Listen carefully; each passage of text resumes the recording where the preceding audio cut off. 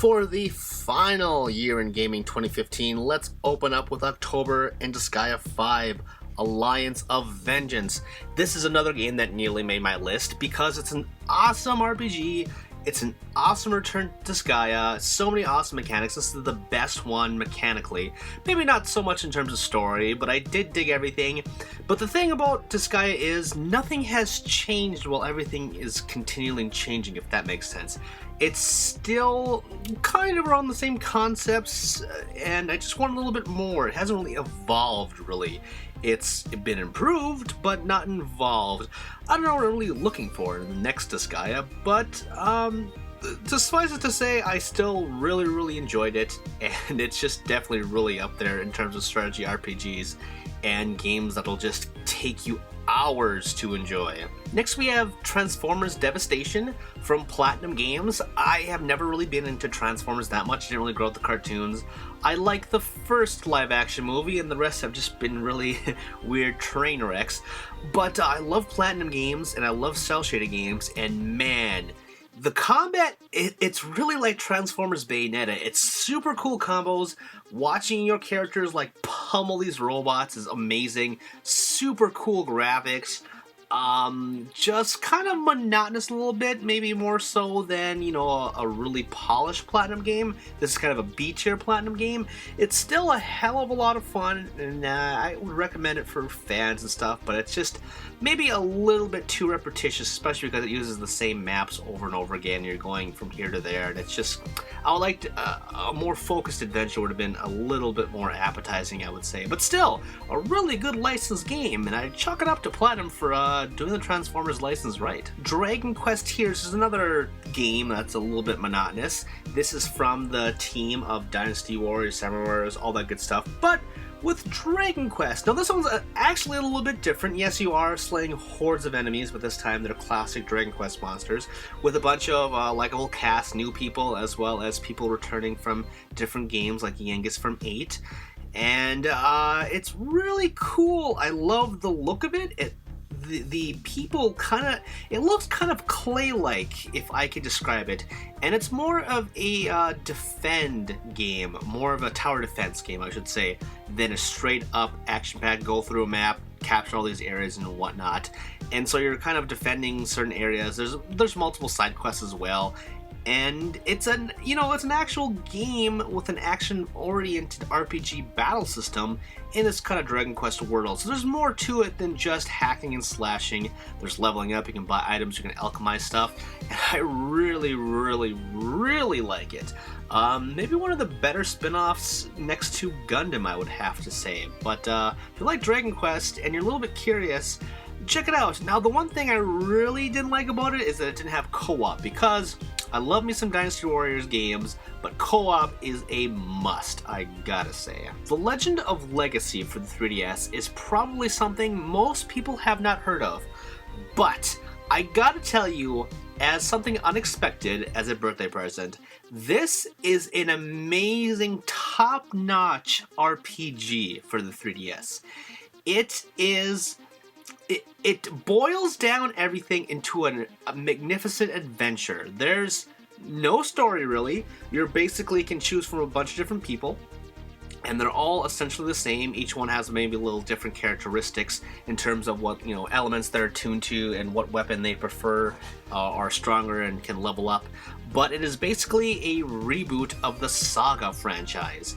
And you're basically these people, they're trying to go on an adventure, make a life for themselves. Everyone has their own starting point, essentially, but you're all doing the same exact thing, going through these maps, fighting monsters, grinding monsters, I should say, and it's like a turn-based Dark Souls. You get out of it what you put in. Yes, it's a huge grind, but it's also an amazing adventure. I love it so much. Going and getting this deer with the luck of the draw. It's a beautiful art style, reminiscent of Bravely Default of most recent memory. And the Saga franchise has a weird mechanical thing where, you know, you hit people and your attack goes up, or you defend and HP goes up. So it's not a one-to-one ratio when you're receiving experience.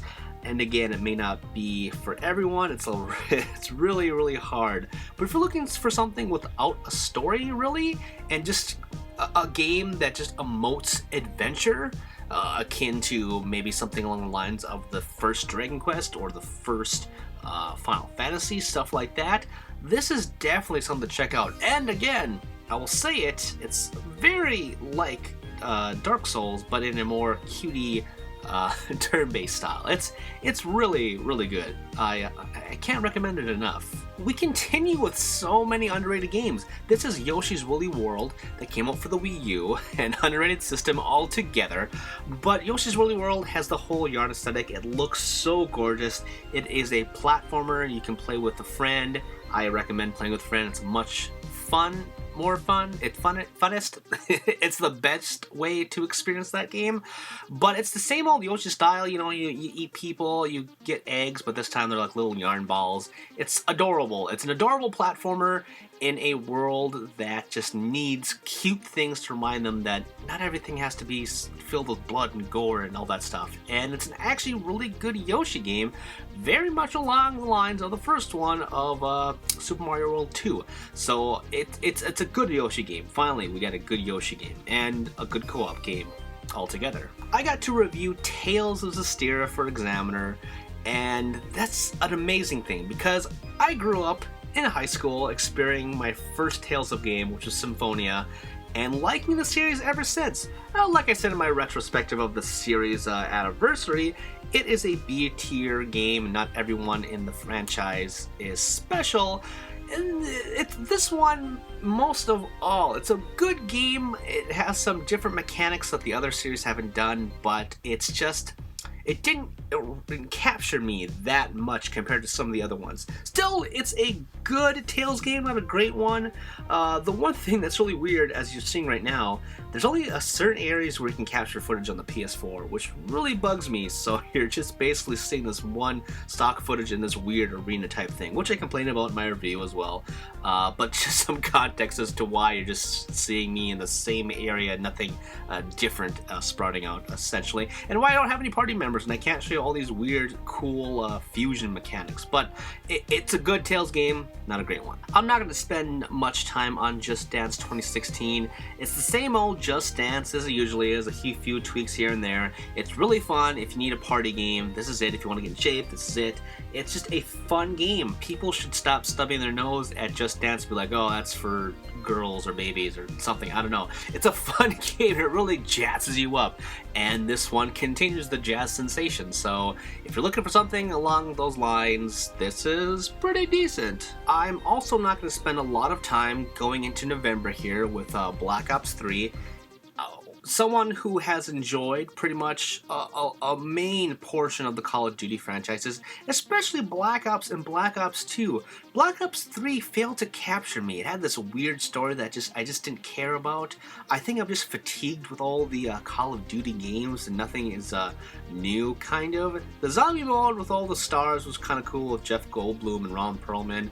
That was interesting, but also I would like to see a whole campaign with that. Speaking of, spoiler alert! I'm saying spoiler alert, you're gonna get spoiled on something with Black Ops 3 for a different mode. Okay, enough time has passed, and alright.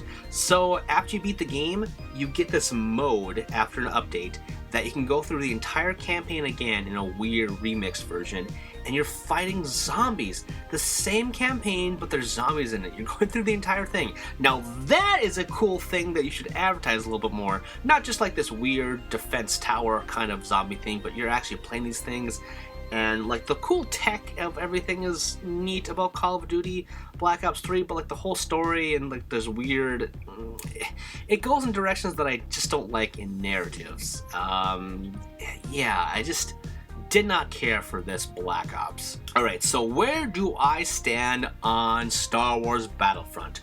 Well, as I've said in many videos, I love the Star Wars Battlefront franchise. I have been looking forward to a new Battlefront forever, and this new one isn't exactly what I wanted. It does not capture what the old ones are about. It does not have a campaign. It has these weird training missions that aren't really a campaign at all. But holy shitball Jesus, does this game look gorgeous. This is one of the best looking games I've ever played. Hands down. Like, most authentic things, like the sparks coming at people, is just like how it looks in the movies.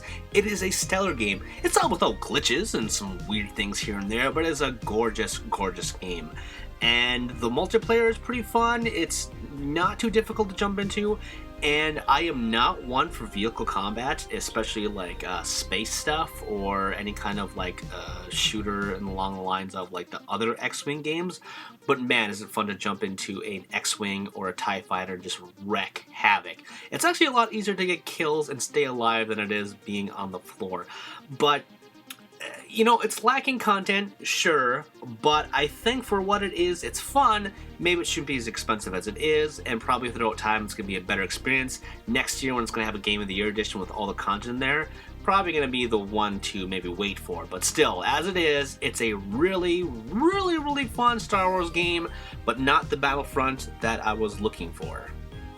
You know what I was doing there? The droids. These are not the droids you're looking for. I just want to make that clear, okay? Alright, moving on. Let's travel into December with a few quick hits here, beginning with Just Cause 3. It was something I was looking forward to. I kind of got into Just Cause 2 after it had already come out, maybe a couple years with PlayStation Plus. It was fun wreaking havoc, but you know, that was it. It was just a fun playground to do stuff in. And that's all I wanted for Just Cause 3. And that's there. It's a beautiful, beautiful environment. There's so much stuff to do. The grappling stuff is amazing. The one thing that holds it back is the load times. And I'm not talking... The load times are everywhere. They're not necessarily long. They're just everywhere. Every single time you do a challenge or go somewhere, there's just loads.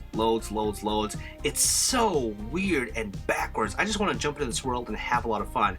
And you know, there's times where you can just do that. It's a while before you can, you know, have these loads, but it just holds it back. Still, for what it is, it's still Just Cause. It just has like a lot of problems, essentially. And it's, you know, glitchy, but that's not so much as a problem as it is maybe a plus for some people with these kinds of games. Let's see, next we have Rainbow Six Siege.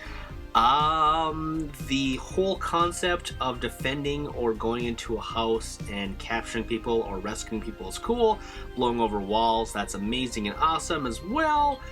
But it's just really, really junky. It's clanky. I don't think everything feels right. There's not really anything to sink my teeth into. It's a mode that should be with a bigger thing. And there's so many games this year that would have been amazing side ops or side campaigns to another packaged game. But this by itself is just not a good game to get alone. It's a standalone product. Here's another game that is just disappointing, which is Xenoblade Chronicles X.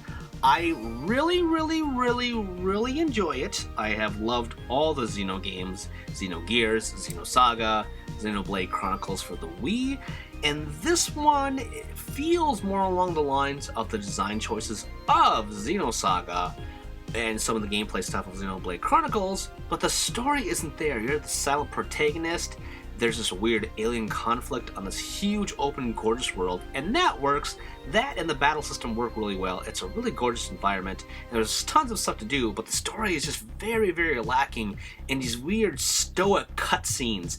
And then you're the silent protagonist, and they ask you questions, everything goes silent, and a dialogue box comes in, and you hit a box, and it's like, oh, okay, let's do this.